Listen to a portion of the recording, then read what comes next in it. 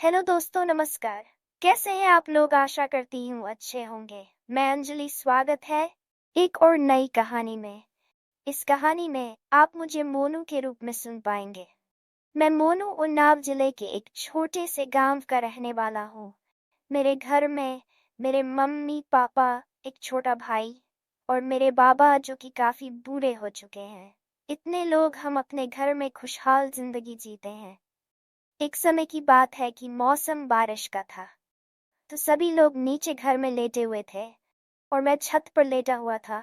मैं खटिया पर पड़ा हुआ था और मच्छरों से बचने के लिए मच्छरदानी लगाई हुई थी। घर के बगल में एक अंकल रहते थे, जिनकी एक जवान 18 साल की लड़की भी थी, जिसका नाम सोनी था। रात को जब मैं सो रहा था, करीब वही 2 बजे होंगे, सोनी रात को अपनी छत पर से उठकर मेरी छत पर आई और हमारी खटिया के सिरहाने में खड़ी हो गई। पता नहीं वह कितनी देर खड़ी हुई, क्योंकि मैं तो सो रहा था। मुझे ये एहसास भी नहीं हुआ कि मेरी खटिया के बगल में कोई खड़ा हुआ है। कुछ देर खड़े होने के बाद उसने मच्छरदानी उठाई और खटिया पर आ गई। अचानक मेरी नींद खुली। मैंने कहा, कौन है कौन है? तो उसने तुरंत मेरे मुंह पर हाथ रख लिया और बोली, चुपचाप लेटो। मैं सोनी हूँ। मैंने कहा, इतनी रात तुम यहाँ क्या कर रही हो?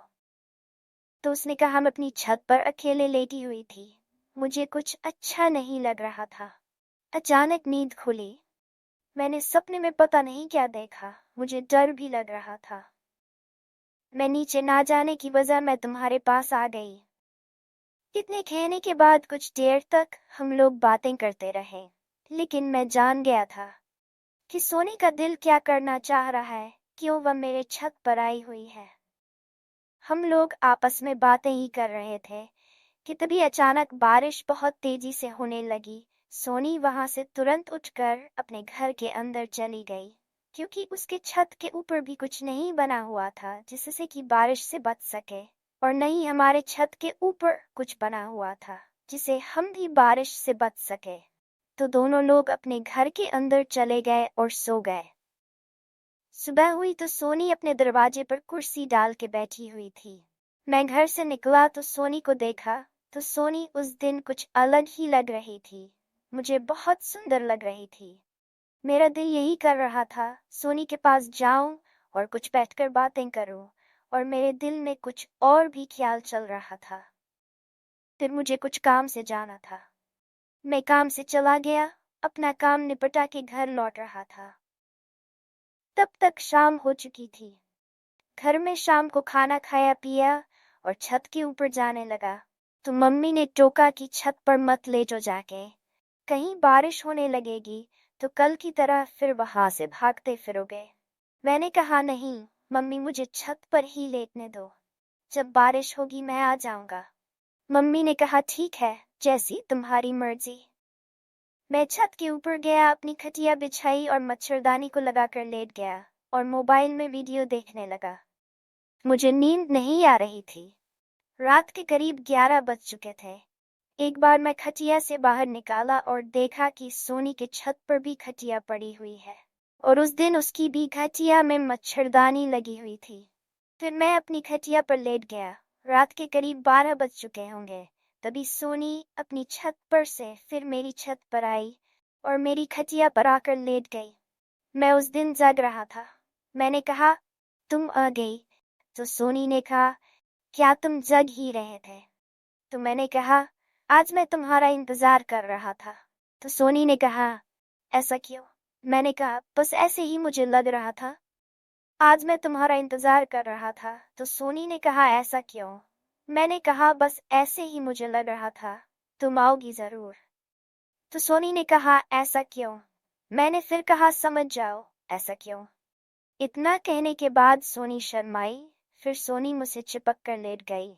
फिर मैंने कहा, सोनी थोड़ा दूर हट के लेटो, नहीं तो मेरे अजगर सिंह अगर जाग गए तो अजगर सिंह को सुलाना फिर तुम्हारी केंद्र सरकार को भारी पड़ सकता है। तो सोनी ने तुरंत पलटवार करते हुए कहा, कोई दिक्कत की बात नहीं। मेरी केंद्र सरकार तुम्हारे अजगर सिंह को सुलाने में असमर्थ नहीं रहेगी, आराम से सुला देगी।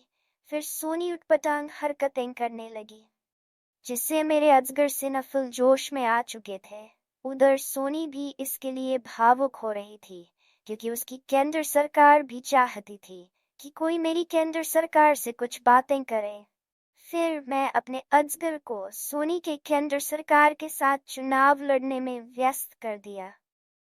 करीब 20 मिनट तक चुनाव चलता रहा और सोनी को बहुत मजा आ रहा था।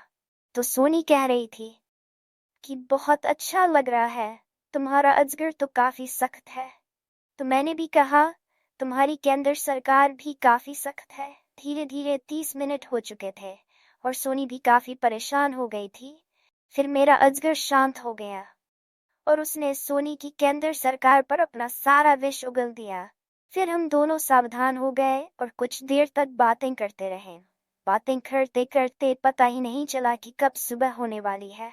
जब सुबह हुई तो सोनी अपने छत से अपने घर को चली गई। मैं भी अपने छत से अपने घर को चला गया। रोज जब रात होती तो हम और सोनी साथ साथ लेटते और मैं उसकी सेवा केंद्र सरकार से रोज रोज चुनाव लड़ता और वह भी मेरे अजगर को रोज खुश कर देती थी। ऐसे ही हमारा समय काटने लगा। उसमें सोनी भी खुश रहती थी, मैं भी। तो दोस्तों, कहानी का अंत यहीं पर होता है। मिलते हैं एक और नई वीडियो, नई कहानी के साथ। तब तक के लिए राम राम। जिन लोगों ने हमारे चैनल को सब्सक्राइब नहीं किया है, सब्सक्राइब जरूर कर ले। धन्यवाद।